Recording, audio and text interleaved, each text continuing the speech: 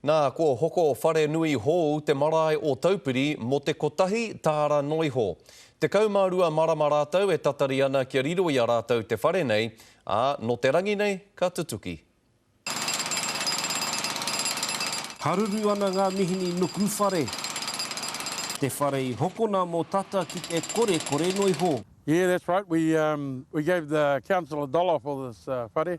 Nā te kaunihira ārohe o Waikato tēnei whare I hoko mo te kotahi tara noiho ki te marae o Taupiri. E toru tāra mo te hoko Hanuiti, e rua tāra mo te hoko Chakerete, hoi anō rā kotahi tāra te utu mo te hoko whare. Hei tā te kaunihira he te kaumano tāra te utu ki te hiki I te whare, nō reira me hoko kātika. We've been trying to uplift this building for the last 12 months, actually.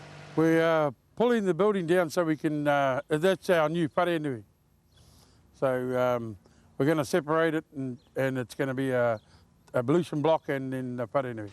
We've estimated it's going to be about $270,000 to $280,000 to complete it. Ka tau mai te wahanga tuatahi o te whare ki tēnei marae o Taupiri, hei te pōnei. Okay, we wanted to go to Taupiri Marae for our whare nui. Our whare down there, our paniora is actually too small for our whānau. So we needed a larger whare nui. So this came up and we thought it would fit good. Pōtaka maipi, te karere.